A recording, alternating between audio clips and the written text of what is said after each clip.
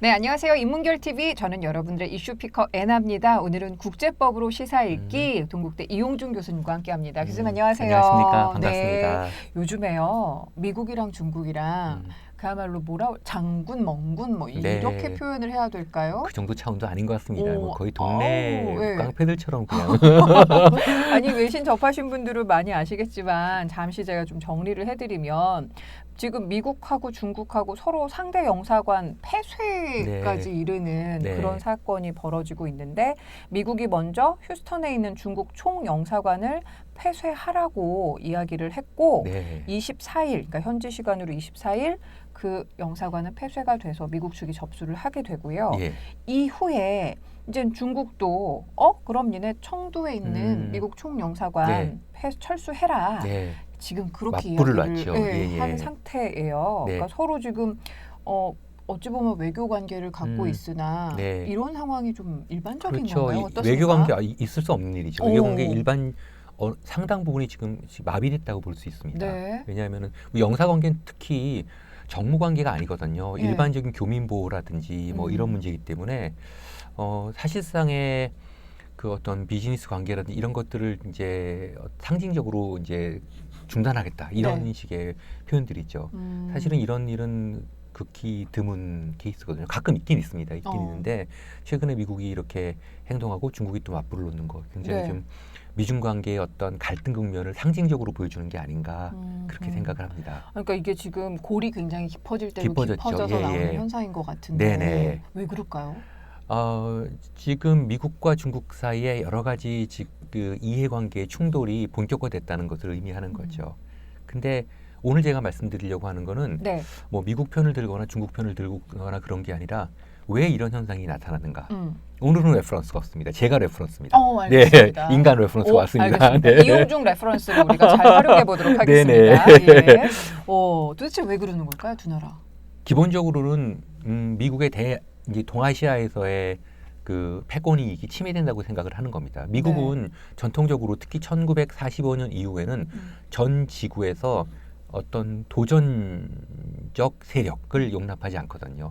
그나마 용납했던 게 예전에 소련이죠. 그랬는데 특히 냉전 종식 이후로는 어떠한 지구상의 어떠한 곳에서도 미국에 도전한 어떤 세력을 용납하지 않습니다. 그런데 최근에 들어와서 뭐 한 10여 년 전부터 중국이라는 G2가 이제 부상을 한 거죠. 우리가 알다시피 2000년대 초반부터는 뭐 미국은 특히 이제 9.11 이후 뭐 초강대국, 그러니까 유일한 초강대국이죠. The only superpower였는데 이라크 전쟁 마치고 아프가니스탄 뭐 이렇게 되면서 G2로 이제 격화됐죠. 그러니까 미국이 중국이랑 어찌 보면 같이 경쟁을 해야 되는. 경쟁을 하는. 그러니까 이 자체가 미국 입장에서는 용납이 안 되는 일입니다. 그런데 생각보다 자존심에 스크래치가 났군요. 자존심도 스크래치가 났지만 실질적인 패권 이해. 여기서 패권 이해라는 건 뭐 거대한 전략이 아니라 그냥 상업적인 이득이에요. 그 돈 때문에 자기가 갖고 있는 지분을 뺏긴다고 생각을 하니까 이제 뭐 부시 때부터 그러다가 오바마 때 이제 Pivot to Asia 그래서 아시아 태평양 지역으로 방향을 전환했지만 중국의 성장이 너무 빨랐어요. 그러다 보니까 지금 미국이 저런 식으로 반응을 하는 겁니다. 그럼 트럼프의 특징이 아닐까? 물론 이제 미국의 대중국 정서는 공화당이나 민주당이나 차이는 없어요. 그렇긴 한데 저런 식의 행동까지 하는 건 좀 트럼프의 어떤 유니크한 아주 반응 양식이 하는 게 생각을 합니다. 근데 제가 오늘 좀 말씀드리고자 하는 건 왜 보통 우리는 이제 중국에 대해서 좀 뭔가 좀 비판적인 의도를 가지고 있는데 중국을 제가 뭐 변호하자는 게 아니라 중국이 왜 저러는지에 대해서는 좀 이해할 필요가 있어요. 첫 번째로는 이 어떤 자기 앞에 닥쳐진 상황을 보는 해석하고 풀어나가는 방식이 굉장히 다릅니다. 미국은 그 사회가 닥쳐진 중요한 역사적 과업에 대해서 굉장히 직관을 가지고 치고 나갔어요. 근데 중국 같은 경우는 역사적 설리의 구속을 많이 받습니다. 그러니까 이게 장단점이 있어요. 미국은 직관을 가지다 보니까 좀 더 크리에이티브하죠. 좀 더 창의적이고 나라가 가벼워요. 네. 그래서 미국 가면은 다 우리가 편하게 생각하는 게 어떠한 도전을 하려고 해도 그거 왜 해? 그거 해봤자 소용없어 이렇게 얘기하는 게 아니라 why not? 그러면서 전부 한번 해보자. 그러니까 나라가 좀 더 도전적이고 적극적이고 가볍죠. 그렇지만 역사적 선례가 좀 부족하다 보니까 항상 흔들려요. 그런 것들이 최근에 그 폭동 같은 거로 나오는 그렇죠. 거죠. 인종 문제나 인종 이런 문제는 게 것에서도 그게 나오는데 이제 뭐 유럽도 그렇지만 특히 중국은 3,000년의 역사적 선례를 축적해 오다 보니까 네. 수가 많습니다. 아하. 그리고 수가 많은 대신에 그만큼 좀 더딜 수가 있죠. 네. 보수적일 수 있고 네. 예, 그런 문제들이 좀 미국과 중국의 관점을 바라보는 어떤 상황을 바라보는 큰 관점 차이일 수 있다고 봅니다. 그리고 첫 번째가 그렇고 두 번째로는 이제 중국을 좀 이해해야 될 필요가 있는데요. 제가 박사학위를 네덜란드에서 했는데 참 체계적인 나라입니다. OECD 국가 중에서 좋은 건 다 1위, 나쁜 건 다 꼴찌예요. 네네. 그 선진국의 상황을 보면서 굉장히 부러웠는데 제가 중국을 가보니까 양국을 비교해봤거든요. 네네. 아주 단순 비교를 해봤는데 네. 중국은 제가 있던 네덜란드에 비해서 인구가 100배, 그다음에 영토가 200배입니다. 그만큼 진짜 진짜 상상을 초월한 나라예요. 큰 대자 써서 예, 그러다 보니까 그냥 우리가 네덜란드나 유럽 국가나 우리가 흔히 말하는 그 OECD 내 선진국, 그러니까 사회 체제가 선진국 그런 나라들에 적용되는 국가 시스템이나 헌정 구조를 그 거버넌스의 그 구조를 메커니즘을 중국에 그대로 적용하기 좀 문제가 있습니다. 예. 그렇기 때문에 중국이 괜찮다는 게 아니라 저 나중에 중국을 좀 비판을 할 텐데 그럴 수밖에 없는 어떤 구조는 있어요. 그 다음에 이제 세 번째로는 그 중국은 그 분열에 대한 공포가 상존합니다. 네. 지금도 마찬가지인데요. 결국은 1949년에 오랜 기간의 국공 내전을 거쳐서 공산당이 집권을 한 거는 중국 인민들이 공산당의 이념을 선택해 준 거거든요. 예. 결과적으로. 네. 그렇게 선택해 준 전제에는 너무나 오랜 기간 동안 중국 역사가 분열이었고 예. 그다음에 외세의 지배를 받았습니다. 그렇죠. 보세요. 최근 몇백 년을 봐도 뭐 청의 지배를 받았죠. 만주족의. 그다음에 원의 지배를 받았죠. 그러다 보니까 그 중국 사람들이 이 세외민족의 지배라든지 아니면은 분열의 공포. 지금까지 3,000년 역사 중에서 1,400년만 통일이 돼 있었다 그러더라고요. 그렇죠. 예. 그러다 보니까 그 분열의 공포가 크다 보니까 그 양쪽의 트라우마가 굉장히 겹쳤는데요. 특히 1842년부터 1949년까지 100년 좀 넘는 기간 동안에는 네. 정말 거의 중국이라는 거대한 먹잇감들을 다 그냥 그 하이에나들이 그냥 다 뜯어먹으려고 뜯어먹으려고 하고 맞아요. 실제 뜯어먹었거든요. 일본을 비롯해서 일본은 예. 말할 것도 없고 모든 나라들이 뜯어먹었기 때문에 그 문제에 대해서 중국은 굉장한 트라우마를 갖고 있고 아직도 마치 우리가 안보에 대한 공포감을 느끼는 것처럼 그 문제를 얘기하면 중국 인민들 전체가 깜짝 놀래고 그 어떤 그 이 DNA 속에 흐르는 공포가 있는 거죠. 언젠가 교수님께서 지적을 해주셨는데 중국인들의 그런 공포나 두려움 네. 그리고 자격지심을 네. 조금 이해해줄 필요가 있다는 있습니다. 말씀을 있긴 해주셨는데 해요. 이런 예. 역사적인 맞습니다. 사실에 기초하는군요. 제가 항상 말씀드리지만 중국 사람들의 마음을 가장 빨리 여는 방법은 중국이 강대국이 아니라는 걸 딱 인정해주면은. 그래서 우리는 중국을 강대국이라고 생각하는데 중국 사람들은 항상 그래요. We were always defeated. 항상 우리는 패배해 왔다. 그렇게 얘기를 합니다. 네. 그래서 제가 중국 사람들에게 얘기할 때 당신들은 그렇게 생각하지만 주위 사람들은 당신들의 행동 하나에 굉장히 무서워한다. 거대한 거인이 막 움직이면 주위 사람들 톡 잘못 건드리면 그 사람들 막 어디 여기 나가 떨어지잖아요. 그래서 이제 그런 문제들이 있기 때문에 중국이 저런 식의 반응을 보이는 거 그런 문제들은 조금 왜 중국이 저럴까 그런 문제들은 조금 이해를 할 필요는 있죠. 잘했다는 게 아니라 네. 단 한 가지 이제 제가 보기로는 지금 시진핑 그 어떤 정부 그 정부의 홍콩 문제를 대응한다든지 대미국 정책들을 보면 조금 급하긴 합니다. 어떻게 보면 강력한 집권 기반을 마련하기 위해서 뭔가 업적을 필요로 하는 것 같긴 해요. 제가 보기엔 나라가 너무 커요. 나라가 크기 때문에 뭐 제가 말씀드렸지만 4개의 관세구역, 본토, 대만, 홍콩, 마카오로 연결돼 있지만 본토를 제외하고 홍콩, 대만, 마카오는 지금은 좀 컨페더레이션 개념으로 그렇죠. 그렇게 생각을 해도 될 텐데 네네. 홍콩도 2047년까지는 사실은 약속을 한 거거든요. 그러면서 체제가 이렇게 서서히 변환해도 되는 문제들인데 좀 굉장히 급하게 시진핑 급하다. 네, 급하고 좀 과거에 있었던 진시황 같은 체제를 생각을 하는 게 아닌가 보는데 저 거대한 나라가 하나의 질서 속에 딱 움직이는 건 쉬운 일은 아닙니다.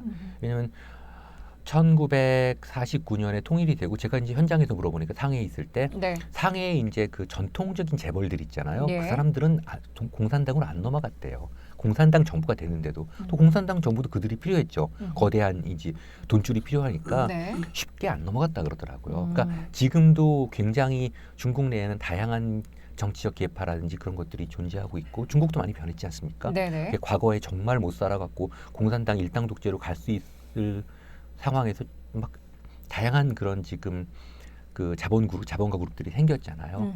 그런 면에서 봤을 때 조금 급한 게 아닌가 생각은 듭니다. 네. 근데 중국 입장을 지금 교수님께서 문화적인 것 그리고 어떤 지리적인 특성 그리고 분열에 대한 공포를 갖고 있는 중국의 입장을 잘 설명을 해주셨는데 네. 이게 일단 미국이라는 어찌 보면은 앞서 말씀 주셨지만 패권을 다른 사람에게 절대로 빼앗기고 싶지 않은 이 미국이랑 지금 부딪힌 상황이잖아요. 네. 미국이 이런 중국의 문화적인 혹은 지리적인 분열에 대한 공포를 모를 바 없을 텐데 지금 이렇게 좀 세계적으로 봤을 때 두 나라가 극단적으로 치닫는 데는 어떤 이유가 있을까요? 지금 모를 리 없을 텐데 말씀하시는데 실제 모릅니다. 아, 모른다고요? 네, 의외로 관심이 없어요. 네, 의외로 관심이 없고요. 그냥 자기 선에서 중국을 해석할 뿐입니다. 이런 말씀 혹시 들어보셨어요? 제가 뭐 오늘 휴먼 레퍼런스라 그래서 제가 이렇게 했는데 한국에서 저번에도 중국 전문가들이 나와서 말씀을 하시는데 굉장히 미국 관점에 단순하게 이걸 분석을 하시는데 의외로 그들이 갖고 있는 깊은 고민에 대해서 의외로 잘 몰라요. 미국에서 아시아라는 게 전통적인 세계 질서를 구상할 때 미국의 관심은 첫 번째 중동이었습니다. 네. 물론 유럽은 당연한 건데 유럽 말고 유럽을 제외한 지구상의 정세에서 가장 관심 받던 건 중동이었죠. 중동에는 그만한 자원과 자신들의 패권을 실현시킬 만한 충분한 그런 바탕이 있었으니까요. 그러니까 중동에서 많이 했는데 최근에 중국으로 넘어오면서 중국이 이렇게 부상한 게 몇 년 안 됐잖아요. 그렇죠, 그러면서 사실은 중국에 대한 기본적인 좀 상황을 별로 이해하려고 하지 않아요. 그냥 그렇게 보기 때문에 우선 첫 번째는 미국 행정부 정책 결정 라인에서의 중국에 대한 이해 부족이 되게 많은 것 같습니다. 네. 저는 그렇게 봐요. 네. 의외로 그렇고 그 다음에는 이제 결국은 또 상업적인 이해죠. 상업적인 이해고 미국은 1945년 이후에 패권 국가가 됐는데 이 헤지모니 컨트리 인류 역사상 패권 국가 중에 굉장히 유일한 특징을 갖고 있는데요. 문화적 연대가 없습니다. 아하. 그러니까 모든 패권 국가들, 영국, 프랑스, 스페인, 중국 이런 나라들은요. 일단 문화적 연대를 갖고 있거든요. 그 지금도 남아 있죠. 그렇죠. 영국 같은 경우는 브리티시 커먼웰스가 있고 그다음에 프랑스 같은 경우는 프랑크폰이 그래서 44개국을 끌고 다니거든요. 중국은 말할 것도 없고요. 지리상으로 봐도 아시아 전체를 이렇게 뭐 우리가 중국에 대해서 우리가 뭐 중국의 뭐 일부여서 그런 게 아니라 하지만 아우를 수 있는 문화적 예. 우리가 중국 문화에 영향을 안 받았다고 얘기할 수는 없으니까. 네네. 그런데 미국은 자국 깨니까 갑자기 그 강대국이 된 나라예요. 그래서 그 문화적인 연대를 보완했던 게 군사적인 패권이고 동맹입니다. 네. 그래서 항공모함이 나오고 해군을 통해서 공군을 통해서 군사적인 연계를 통해서 군사동맹을 통해서 패권을 유지했는데요. 그 군사동맹은 한 가지 돈이 들어요. 돈이 들어서 이제 자꾸 이제 점점 그 동맹국의 그러니까 상대 동맹국에 그 돈을 전가시키는 거죠. 네. 그러다 보니까 이제 한계가 자꾸 오고 그러니까 이제 어떻게 보면 좀 신경질적인 반응으로 보여집니다. 지금 이런 일련의 이런 상황들이, 일련의 상황들이. 그러니까 앞서 말씀해주신 미국 같은 경우는 약간 그 문화적으로 직관적으로 치고 나가는 그런 경향을 좋은 점은 갖고 있는데, 있다고 말씀을 하신 네. 게 여기에서도 지금 비롯이 된다. 네. 그 얘기 하더라고요. 미국이 지금 그냥 모든 측면에서 중국을 이번 기회에 네. 처리하겠다. 확실히 잡겠다. 네. 예. 근데 양쪽 다 그렇게 될 수는 없을 거예요. 어. 그렇게 될 수는 없을 정도로. 그리고 그 뭐 중국이 저렇게 부상할지 몰랐다고 네. 그 미국에서는 뭐 학자들도 전문가들도 그러는데 그거 참 진짜 이해 부족이죠. 중국은 지난 3,000년 동안 그런 나라였어요. 저 이해 부족이고 예. 사실은 좀 오만한 것 같아요. 그런 거죠. 미국이 진짜 네. 대놓고 오만한 것 아니 같아요. 나 전 세계 네. 인구의 몇 분의 1 차지하는 저런 거대한 나라가 그냥 아무것도 없을 거고 저렇게 그냥 비틀비틀 살 거라고 생각한다는 자체가 굉장히 좀 미국의 이해 부족이라고 볼 수가 있죠. 작은 네. 나라를 상대하는 게 아닌데 네. 그래서 미국에서 일부 지역은 일부 전문가 그룹들은 알아서 그렇기 때문에 1930년대에도 국민당 정부한테 그렇게 투자를 한 거죠. 네. 그리고 이제 예전에 한번 말씀드렸지만 한국전에도 그렇게 집착을 가지면서 개입한 것이 중국과의 관련 문제 때문에 너무너무 아하. 그때 큰 충격을 받았거든요. 네. 1949년에 중국이 결국 공산화된 것이 미국의 세계 정치에 향후 큰 위협이 될 거라는 걸 인식을 한 전문가들이 그렇게 개입을 해버린 거거든요. 그렇기에 한국을 지리적으로 네. 그리고 뭐 정치적으로 반드시 수호해야 된다는 네. 그런 우리가 좋아서가 아니에요. 네네 아니 전혀 아니에요. 우리가 예뻐서가 아니라. 어떤 나라도 다른 나라를 도와주기 위해서 자기 자국민의 목숨을 담보로 삼진 않습니다. 그건 정말 너무 당연한 것 같아요. 네. 당시로서는 그런 건데 이제 그런 부분들이 겹치다 보니까 지금 같은 사태가 벌어졌는데 결국은 이 상황의 결론적으로 해결은 미국이 이 패권적 이해를 어느 정도 조정하겠다고 나설 때일 것 같고요. 그거는 미국이 스스로 그럴 리는 없고, 네. 그러니까 이제 힘의 조정이 이제 나올 때가 있겠죠. 예. 힘의 조정이 이제 이루어질 때가 뭐 예전 같은 유일의 초강대국이 아니라는 걸 스스로 자각하게 된다면은 네. 어떤 균형이 이루어지겠죠. 자각을 하더라도 인정하고 싶을까요? 인정할 수밖에 없는 상황이 되겠죠. 만약에 그러면 우리가 원하는 거는 중국 일변도 미국 일변도가 아니라 동북아시아의 균형이에요. 그렇죠. 균형이고 다각화. 다각화 이런 문제들. 예예. 네. 미국의 힘이 너무 강대하게 지배한다든지 또 중국의 힘이 너무 강대하게 지배하는 이거를 현실을 무시할 수 없는 게 너무 커요 나라들이. 네. 나라들이 두 나라가 정말 네. 예컨대 뭐 통계로 봐도 지금 물론 중국이 많이 쫓아가고 있지만 미국 뉴욕 증시에 하루 거래되는 양이 전 세계 거래량이 한 15% 되거든요. 우리나라 전체 나스닥이 그 정도인데 우리 코스닥 같은 경우는 그거의 2% 정도입니다. 그러니까 우리가 GDP로 봐도 그렇고 무역액으로 봐서도 상당히 지금 빨리 발전하고 있지만 거기 뉴욕 증시에는 미국만 투자하는 게 아니라 전 세계에 들어오지만 거래량을 볼 땐 미국 증시 나스닥의 2% 그러니까 50분의 1 정도밖에 안 되거든요. 그렇게 봤을 때는 너무 큰 나라고 네. 중국 같은 경우는 우리 전체 수출액의 약 27%에서 30%까지를 지금 받아주는 시장이거든요. 양쪽 다 놓칠 수 없으니까 그거의 균형이 되게 필요한 건데 거기에 이제 감정이 개입되고요. 이 문제가 안 풀리는 건요. 그 또 정답을 말씀드리면 또 듣고 싶은 말씀이 아닌데 전략이 안 나오는 게 아니에요. 그런데 국내 기득권 세력들이 이 시스템 질서 자체를 안 바꾸려고 하는 거죠. 그러니까 여기서 국내라 하면 대한민국 우리나라. 네. 네. 물론 미국도 그렇고 중국도 그렇겠지만은 우리가 이런 세계 전략에서 뭔가를 새롭게 변화하고 대응하기 위한 체계적인 전략이 필요하지 않겠습니까? 예. 저거 왜 못하지? 얼마 전에도 무슨 이렇게 좀 그 모 방송에서 하는 케이블 TV에서 하는 뭐 이렇게 저기 강연 그 뭐 말씀드려도 될지 모르겠네요. 차이나는 클래스 보면 이제 중국 전문가 이제가 나오셔서 아주 좋은 말씀을 주셨는데 네. 뭘까 하여튼 핵심적인 부분들보다는 그냥 뭐 미국과 중국이 이러면 우리는 어떻게 될까 뭐 이런 식인데 마지막에 거기 그 강의를 듣던 분들이 왜 우리는 이렇게 매력이 없을까요? 우리는 왜 이렇게 당하기만 할까요? 그러는데 우리는 매력이 없는 나라가 아닙니다. 핫한 나라예요. 그리고 국가의 매력은 국민의 매력의 총합입니다. 그렇죠. 그럼 그 소리는 나도 매력이 없고 너도 매력이 없고 그렇다는 소리인데 한국 그렇지 않아요. 그렇죠. 나가보면 핫해요. 예, 그리고 중국에서 많이 저는 외국 학자들 중국에서 만나는데 거기 보면 다 한국 오고 싶어해요. 그리고 보세요. 상황 보세요. 그렇죠. 여기 오고 싶지. 그렇죠. 진짜 핫한 나라. 연구할 거리도 너무 많을 연구할 것 거리도 같아요. 많을 뿐만 아니라 예. 뭐 케이팝이다 문화적인 문제들도 그렇고 너무 이게 일본은 한물 같고 일본은 재미가 없고 한국은 뭔가 지금 재밌거든요. 핫한 나라인데 인식을 이제 그렇게 놓는 거고 그다음에 이제 소장님께서도 말씀하셨지만은 이렇게 미국이 때리는데 중국 편을 들어주는 나라가 없다. 그러니까 지금 얘기를 네. 해주시는데 앞서 미국이 갖고 있지 못한 것이 문화적인 연대에서 네. 중국한테 사실은 네. 밀린다라고 말씀을 하셨는데 아시아에서는 예, 오히려 편견일 수 있는 게 지금 전 세계에서 문화적 연대를 미국이랑 더 많이 해온 세대가 지금 지배하고 그럼요. 있지 않나 예. 싶고 중국이 오히려 굉장히 고립되어 있는 느낌이 지금 들거든요. 고립되어 있죠. 왜 그럴까요? 그거는 미디어 때문에. 미디어. 그렇죠.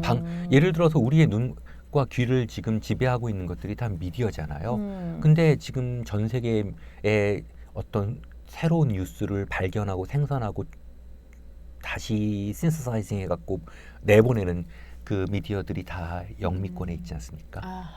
그러니까 어떤 놈이 나쁜 놈을 만드는 거는 그건 그렇게 하루 아침에 저도 이루 말할 수 없는 악한이 될 수가 있습니다. 그렇죠. 방송한테 잘못 뛰면요. 그렇죠. 어떤 식으로 편견을 가지고 만들어내느냐에 따라서 자 그러면 상황적으로는 그렇다고 치고 중국은 잘만 했을까요? 솔직히 아니요, 지금 아닙니다. 미국에서 이렇게 거론하는 것들 중에 뭐 네. 인권이라든가 맞습니다. 지적재산권에 대해서 이제 도둑질을 네네. 한다라고 표현을 네네네. 하고 있는데 그런 거에 대해서 어찌 보면 중국 스스로도 자승자박하고 있는 게 있을 것 그런 같아요. 문제 있습니다. 네. 그런데 이제 여러 번 말씀드렸지만 인권 문제는 심각함에도 불구하고 그 예전에 그 장쯔민 주석이 CNN 도쿄 특파원인 안드레아 포폴 하고 한번 인터뷰한 게 있어요. 근데 제가 여러 가지 인터뷰 중에 마지막에 이제 의뢰 인권 문제가 나오지 않습니까?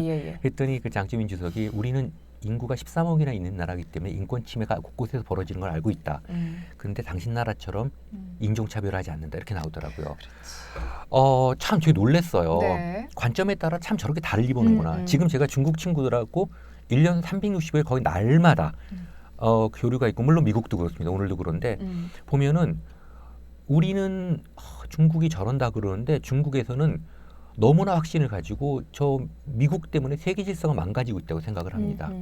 그리고 미국서 강의를 하면은 중국 문제라 그러는데 중국서 강의를 하면 그 유나이티드 스테이츠 그것만 없으면 정말 세계가 평화로울 텐데 그러면서 심지어는 어떻게 저런 사람이 대통령을 하고 있냐 그런 얘기까지 하거든요. 그러니까 보는 미디어의 관점에 따라 너무 다른데 미디어를 지배하고 있는 회사, 미디어를 지배하고 있는 언어 이런 것들이 다 영미권이나 아니면 유럽권에 있지 않습니까? 그게 되게 강한 것 같아요. 물론 뭐 중국의 지금 하고 있는 일들이 잘했다고 하는 일은 절대 아니지만 그런 반대로 생각했을 때 미국이 그간에 저질러 놓은 일은 9.11이 났을 때 2천 몇백 명이 거기서 정말 안타깝게 사망했잖아요. 그런데 비슷한 시기에 코소보에서 그 폭격으로 비슷한 인명이 살상됐거든요. 근데 누구도 지금 모르지 않습니까? 코소보 관련해서는 얘기를 안 그때 하니까. 당시 죽었던 그럼 거기 사람들은 뭐 아무것도 아닙니까? 그리고 김영민 PD께서 쓰신 그 전쟁터에서 만난 사람들 봐도 우리는 우리 이라크 국민들을 후세인하고 동일시하는데 얼마 전까지 취재했던 가족이 한 번에 로켓 공격으로 20명이 다 죽은 거예요. 애들까지. 그 사람들이 무슨 죄가 있겠어요. 근데 우리는 누구도 그럼 이라크 국민들이 겪었던 고통에 대해서는 후세인을 뭐 따라갔던 사람들이니까 다 죽어야 된다고 생각을 하는데 제 생각에는 본질의 문제들이 아주 진짜 그 본질로 접근한다기보다는 미디어에 있지 않나 이런 생각이 좀 듭니다. 근데 지금 이 두 나라가 말씀해 주신 대로 워낙 덩치 큰 두 커요. 나라가 서로 이제 치고받고 일부 직전에 이렇게 지금 신경전을 맞습니다. 조금 더 이제는 지나간 것 같은데 뭐 이제 핵무기 이야기도 막 오고 가고 있는데 그럴 가능성은 크지 않으리라고. 그것까지는 가능합니다.